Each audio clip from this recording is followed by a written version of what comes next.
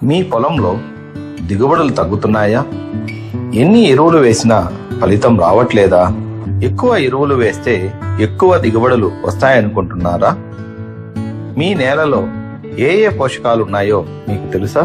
అయితే ఒక్కసారి మీ నేల ఆరోగ్యం గురించి ఆలోచించండి. రసాయనిక ఎరువులు అవసరానికి మించి వాడుతూ పోతే భవిష్యత్తులో నేల నిస్సారమై సాగుకు పనికిరాకుండా పోతుంది.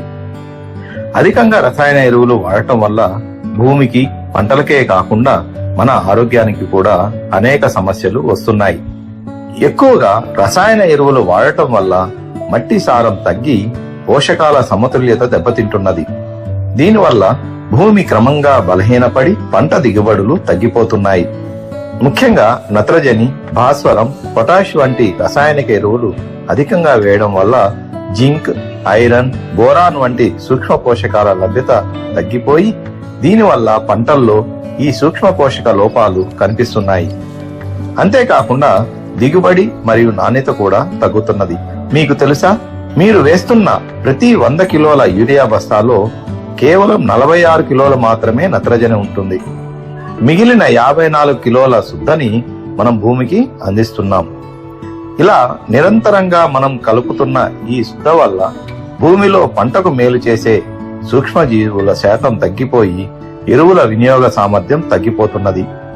అదనంగా వేసినటువంటి ఎరువులు వర్షం లేదా నీటి కాలువల ద్వారా భూగర్భ జలాల్లో కలిసి నీటి కాలుష్యాన్ని పెంచుతున్నాయి. కావున రైతన్నలారా, మీ భూమిలో ఏ ఏ పోషకాలు ఎంత మాత్రం ఉన్నాయో, ఏ ఏ పంటకు ఎంత మోతాదులో ఎరువులు వాడాలో తెలుసుకోవడానికి ఒకే ఒక మార్గం భూసార పరీక్షలు చేయించుకోవడం. రైతులు రసాయనిక ఎరువులని పొదుపుగా తగిన మోతాదుల్లో వాడుకోవాలంటే ప్రతి రైతు కూడా 3 సంవత్సరాలకు ఒకసారి భూసార పరీక్షలు చేయించుకోవాలి.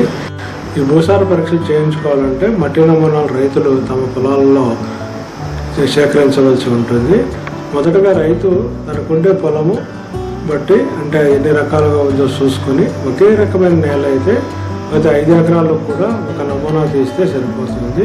వ్యూహాకారపు గుంతలు 8 నుంచి 9 అంగుళాలు లోతులో గుంతలు తీసిన తర్వాత ఆ గుంతలో పైనుంచి కింది వరకు ఒక చెంపకు మట్టి మన బ్రెడ్ను కట్ చేసినట్టు కిందికి చెప్పుకొని, అలా 10 చోట్ల మట్టిని ఒక టకారాలోకి తీసుకొని దాన్ని ఒక బండ మీద పోసి బాగా గడ్డలుంటే పగలగొట్టి కలిపిన తర్వాత దాన్ని 4 భాగాలుగా చేసుకొని 4 భాగాలలో 2 ఎదురెదురు భాగాలను దూరంగా తీసేసి 2 ఎదురెదురు భాగాలను కలుపుకోవాలి.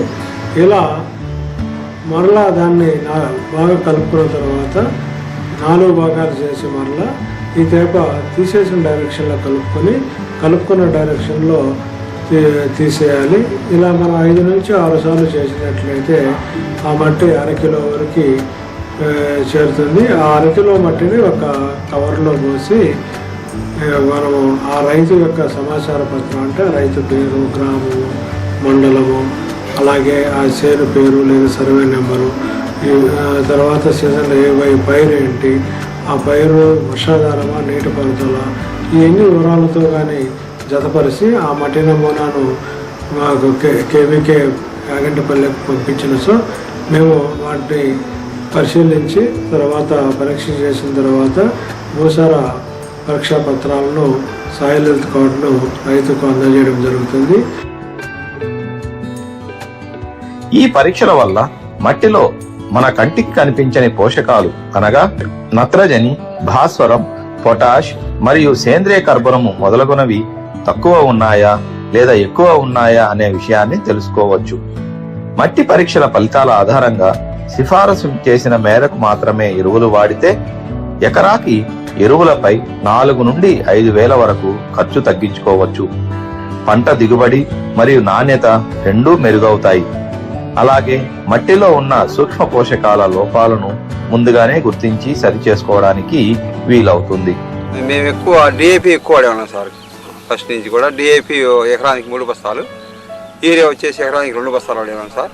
మళ్ళీ తర్వాత 20 ఒక 2 బస్తాలు సార్. మొత్తం ఏదైనా కానీ ఒక 8-9 బస్తాల దాకా వాడేవాళ్ళం.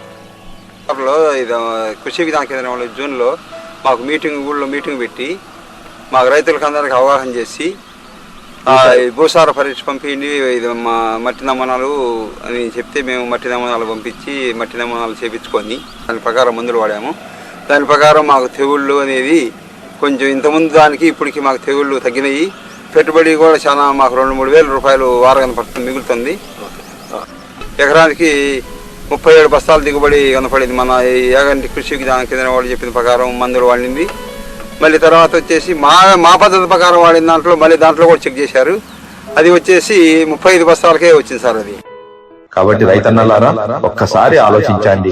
మట్టి పరీక్షలపై అవగాహన పెంచుకొని కనీసం 3 సంవత్సరాలకు ఒక్కసారైనా మట్టి పరీక్ష చేయించుకోండి.